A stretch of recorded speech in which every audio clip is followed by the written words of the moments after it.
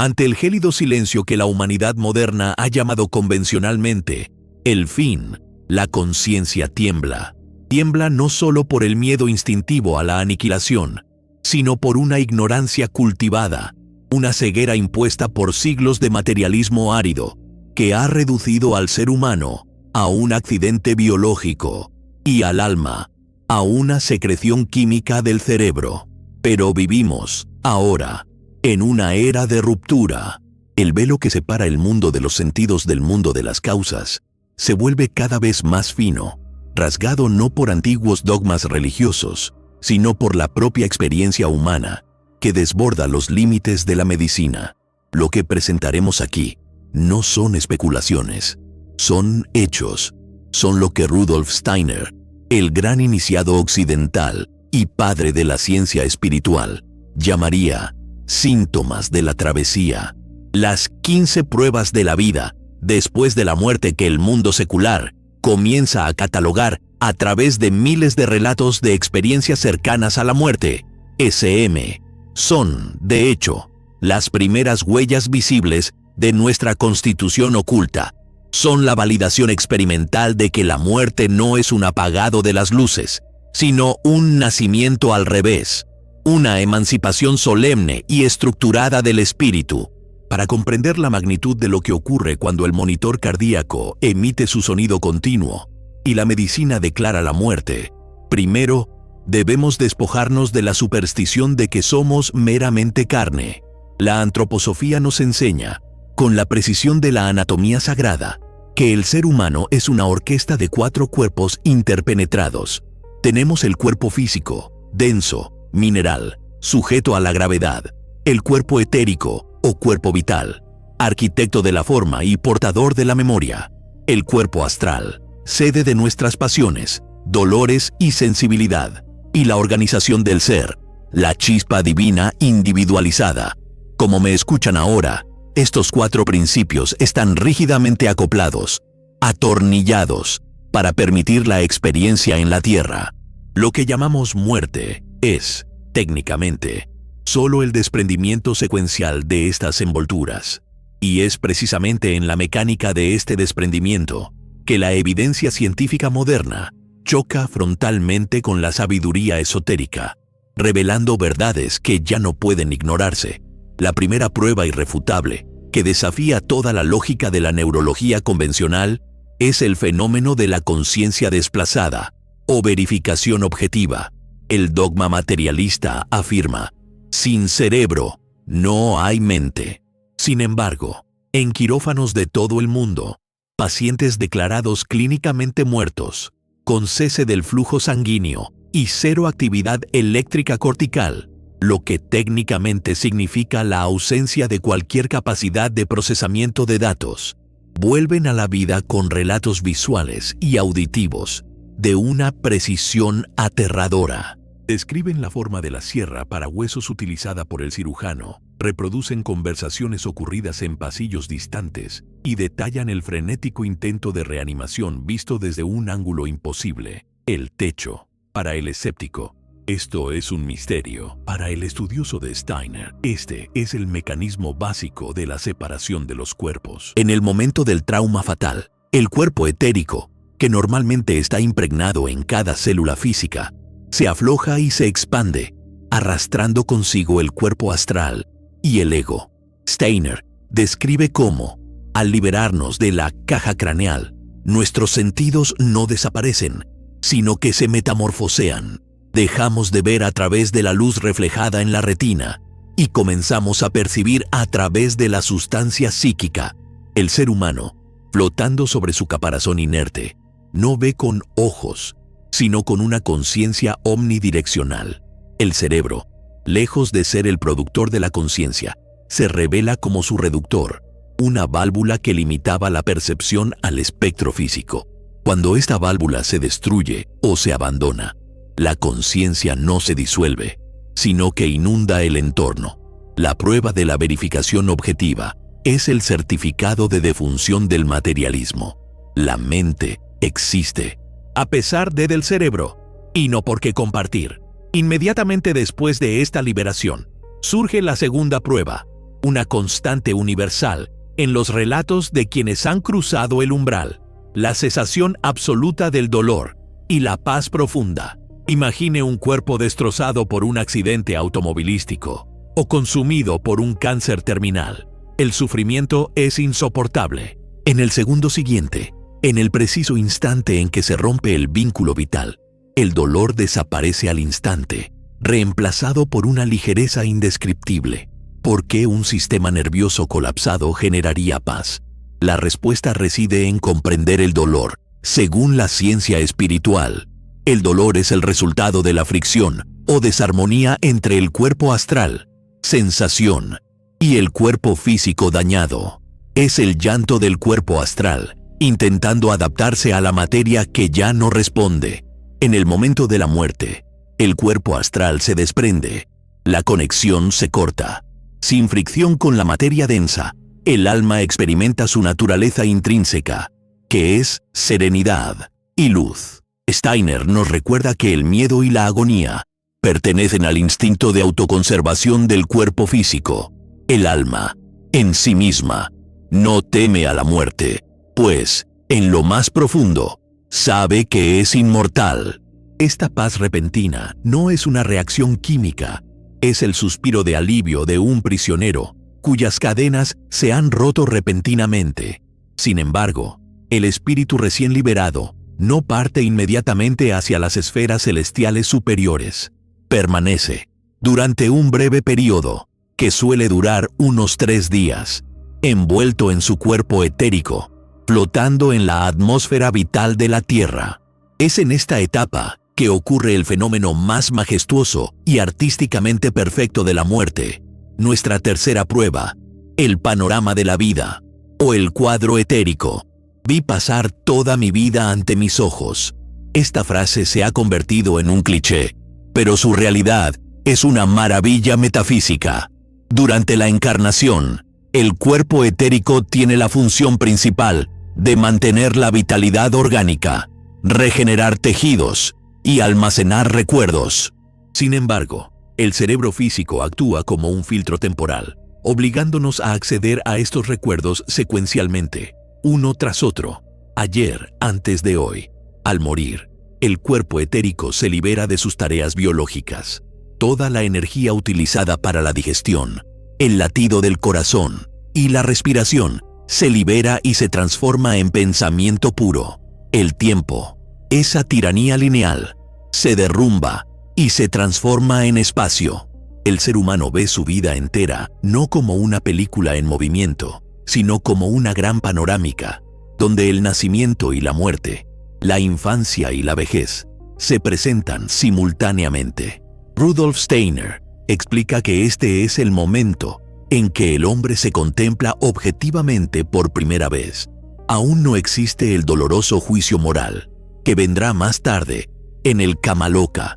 Solo existe la visión clara y cristalina de quiénes fuimos, de todas las conexiones, de todas las causas y efectos que tejimos.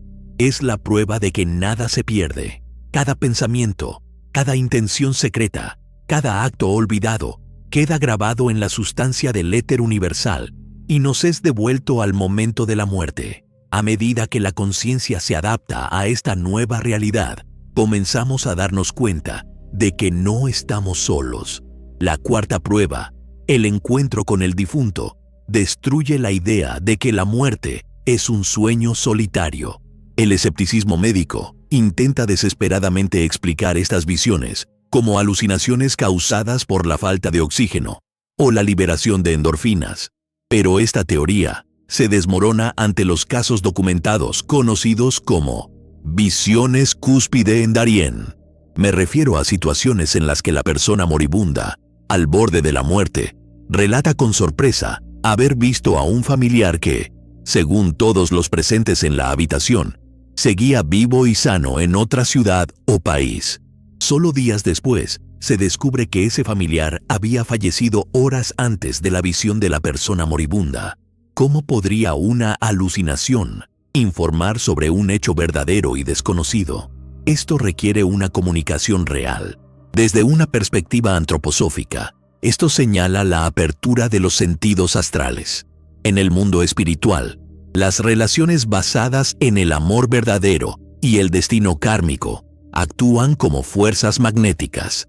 No existen las distancias físicas.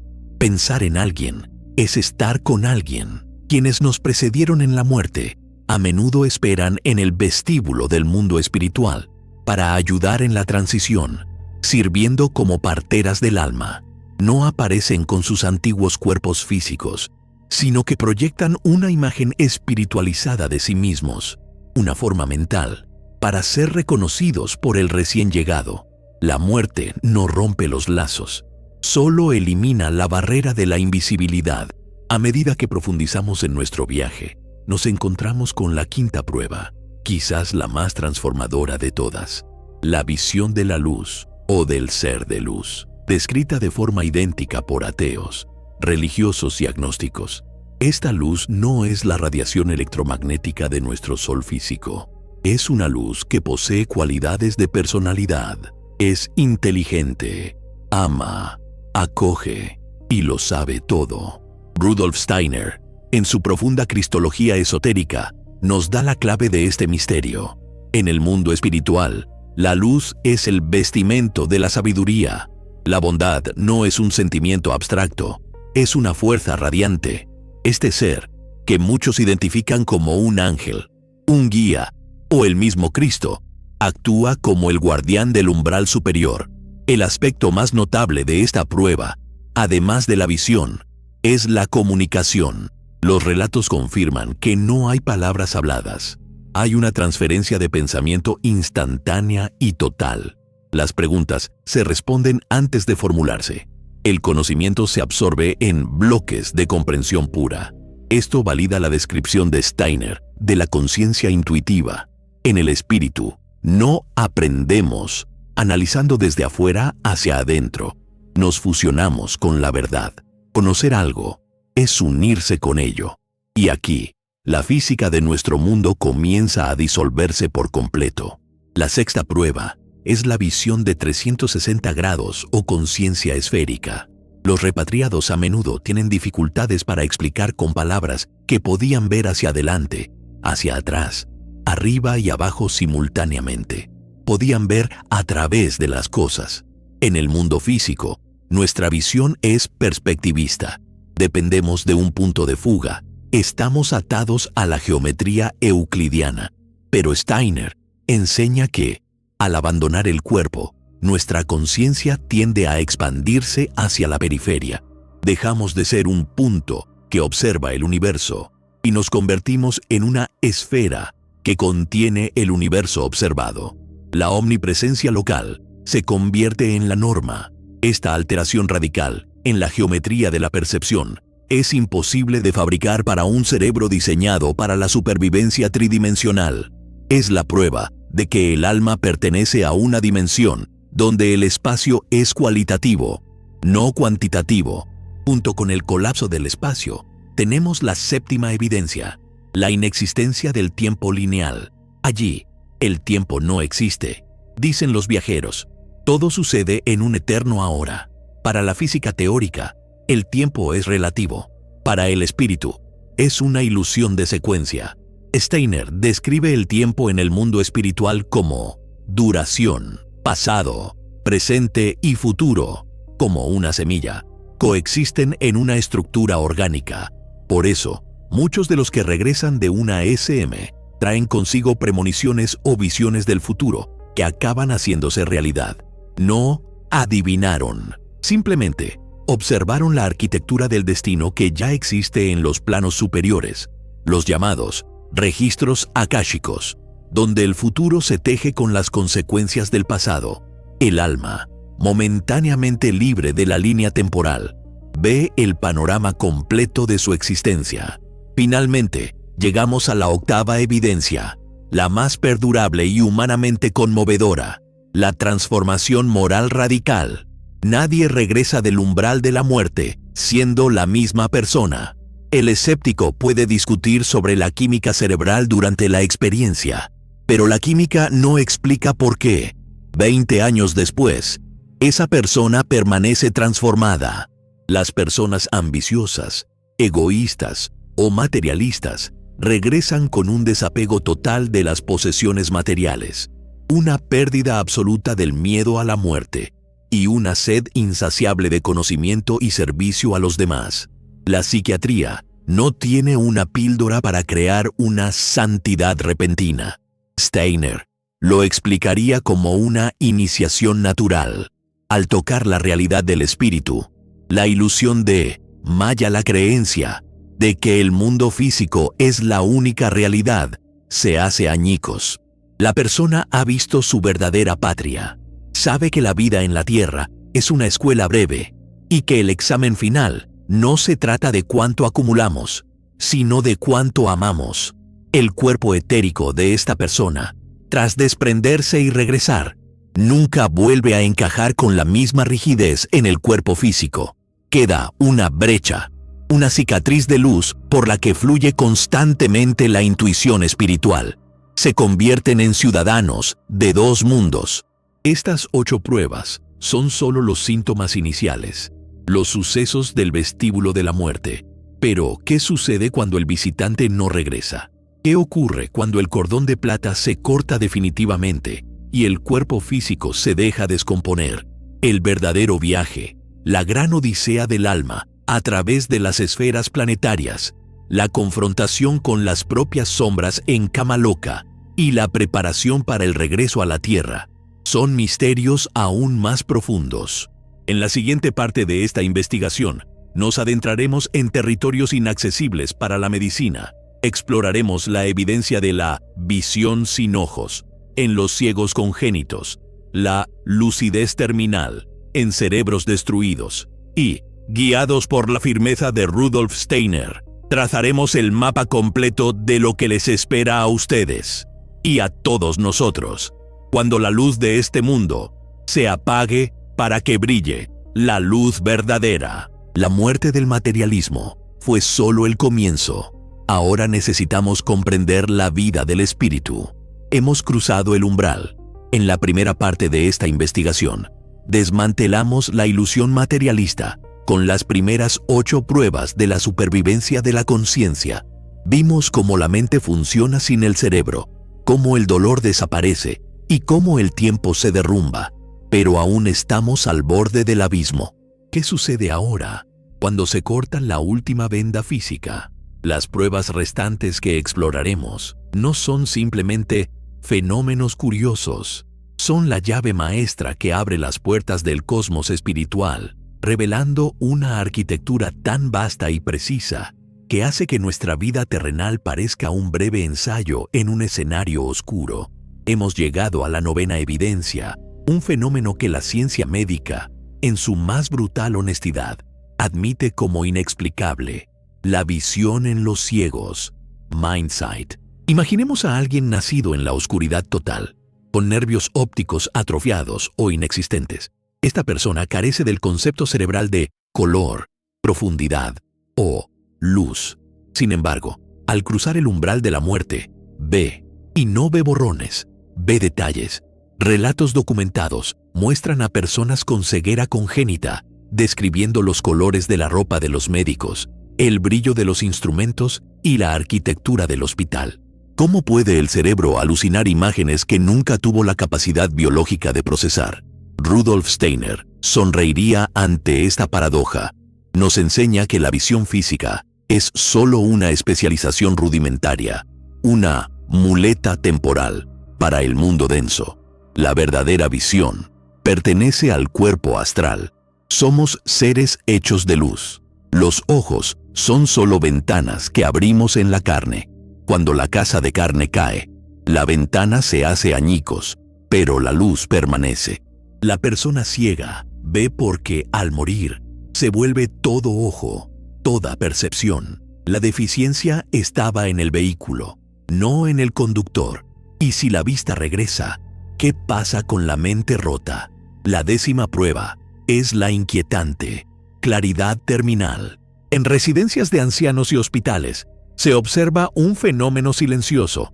Pacientes con Alzheimer avanzado, demencia severa o cerebros destruidos por tumores. Personas que han pasado años en estado vegetativo, desconectadas de la realidad. De repente, horas antes de morir, despiertan, conversan, reconocen a hijos que habían olvidado, dan consejos lúcidos y emanan una paz radiante. Y luego, mueren. Si la mente fuera el cerebro, ¿cómo podría el tejido neuronal necrótico repararse mágicamente para un último acto? La respuesta antroposófica es quirúrgica. El cerebro no genera conciencia, la ancla. La enfermedad mental orgánica es un defecto en el ancla, no en el barco. A medida que se acerca la muerte, el cuerpo etérico comienza a desprenderse del cerebro físico. El alma ya no necesita abrirse paso a través de las neuronas dañadas. Comienza a actuar directamente. La lucidez terminal es el sol del alma brillando a través de las grietas de un muro derrumbado. Esta es la prueba definitiva de que el ser permanece intacto, inmaculado, esperando únicamente la liberación del instrumento roto. Pero el momento de separación total exige una ruptura. La 11ª prueba nos lleva al corazón del esoterismo bíblico y oriental, el cordón de plata. Descrito en Eclesiastés 12:6 y visualizado por videntes a lo largo de los siglos. No se trata de una metáfora. Los viajeros del umbral describen un hilo elástico, luminoso y pulsante, que mantiene la conexión entre el cuerpo espiritual flotante y el cuerpo físico inerte. Steiner describe este vínculo como el canal vital, a través del cual el cuerpo etérico nutre al físico.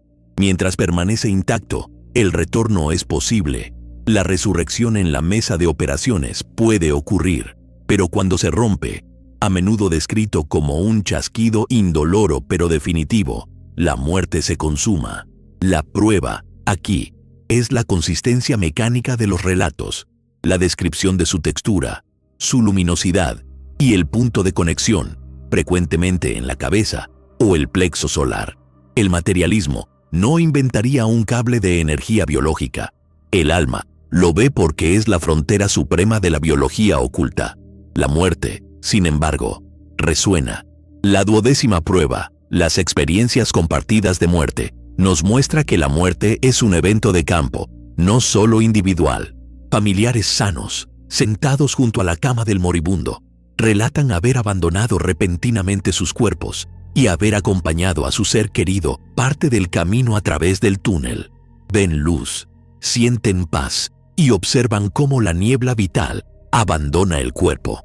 ¿Cómo explicar una alucinación colectiva y sincronizada? Esto sugiere que la muerte crea una zona de singularidad, una perturbación en el éter que puede ser percibida por cualquier conciencia sintonizada con el amor. Steiner habla de la atmósfera espiritual que rodea el lecho de muerte, donde descienden seres jerárquicos.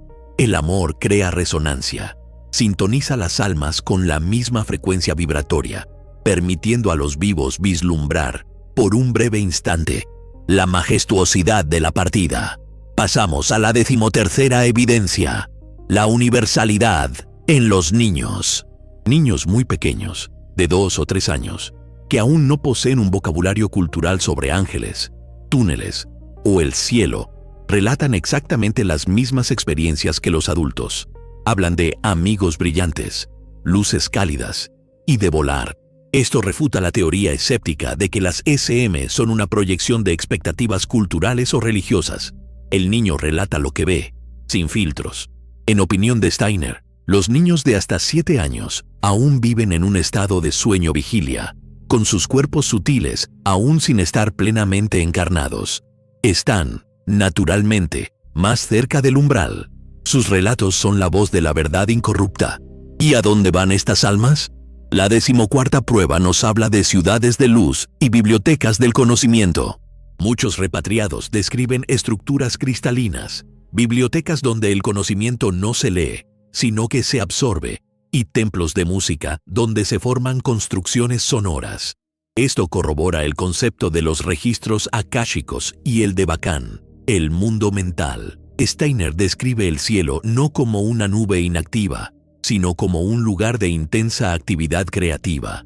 Allí se dibujan los arquetipos de todo lo que existe en la Tierra: plantas, animales, inventos. Las ciudades que se ven en las SM son atisbos de los talleres de los dioses, donde las almas humanas colaboran en la arquitectura del futuro. Finalmente, la 15ª prueba es la unión entre el misticismo y la ciencia, la física cuántica y la no localidad. Teorías modernas, como la ORCHOR de Penrose y Heimroth, sugieren que la conciencia opera a nivel cuántico en los microtúbulos cerebrales. Cuando cesa la actividad biológica, la información cuántica no se destruye, porque la información no se puede destruir en el universo cuántico. Simplemente regresa al cosmos. La ciencia secular está redescubriendo lo que la antroposofía siempre ha afirmado. El espíritu es la sustancia fundamental. La materia es simplemente espíritu condensado. Pero ¿qué pasa después que hay de las pruebas? ¿Cuándo se rompe el cordón plateado y termina la película de la vida? Steiner nos guía a la siguiente fase, la temida y necesaria. Kamaloka. Tras la disolución del cuerpo etérico, que dura unos 3 días, el alma queda solo con su cuerpo astral y su ser. Ahora, entra en el mundo de las almas. Kamaloka es el lugar de la purificación. Aquí, volvemos a vivir nuestra vida, pero, de lo contrario, de la muerte al nacimiento. Y con una diferencia crucial, no sentimos lo que a nosotros sentimos lo que los otros lo sintieron por nuestra culpa. Si lastimas a alguien con una palabra dura, en Kamaloka no recuerdas la palabra. Siente el dolor que esa palabra causó en el corazón de la otra persona. Te conviertes en víctima de ti mismo. Es un fuego purificador. Steiner dice que quemamos nuestros deseos egoístas en este fuego hasta que el alma se purifica. No es un castigo, es un reequilibrio. Es la única manera de aprender verdaderamente que todos somos uno. Tras superar Kamaloka, el alma abandona el cuerpo astral, la segunda muerte, y asciende como espíritu puro al Devachan. Entonces comienza el gran viaje a través de las esferas planetarias. Steiner lo describe no como un viaje espacial, sino como una expansión de la conciencia. Primero, la esfera lunar, donde dejamos atrás nuestra memoria terrenal inmediata. Luego, Mercurio, donde curamos los males morales. En Venus, absorbemos el amor divino.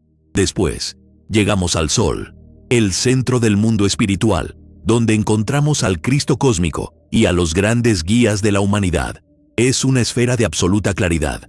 Continuamos hacia Marte, donde recibimos el poder de la palabra creativa. Júpiter, donde aprendemos sabiduría cósmica. Y Saturno, donde contemplamos la memoria del universo entero. Finalmente, llegamos a la medianoche cósmica, el punto de inflexión. El alma, ahora llena de sabiduría estelar, siente un nuevo llamado, el deseo de evolucionar, de corregir errores, de volver a amar. Comienza el descenso, recoge materia de las estrellas para formar un nuevo cuerpo astral, un nuevo cuerpo etérico. Elige, con la ayuda de seres superiores, a sus futuros padres, no por casualidad, sino por destino. Prevé las pruebas que enfrentará y, con valentía, acepta el cáliz de una nueva vida. Se produce la concepción, cae el velo del olvido, nace un bebé y el viaje comienza de nuevo. Estas 15 pruebas son solo una pequeña grieta en la puerta. La realidad es que la muerte no existe. Lo que existe es una transformación continua y majestuosa. La vida en la tierra es la escuela. La vida en el más allá es el hogar. Ahora que sabes que la prueba está ahí, la pregunta ya no es si hay vida después de la muerte. La pregunta es, ¿cómo vivirás ahora, sabiendo que cada pensamiento, cada acto y cada sentimiento resonará por la eternidad? Si esta revelación ha expandido tu conciencia, tu viaje apenas comienza. Suscríbete al canal para seguir desvelando los misterios que la historia ha ocultado. La verdad está aquí. Hasta el próximo despertar.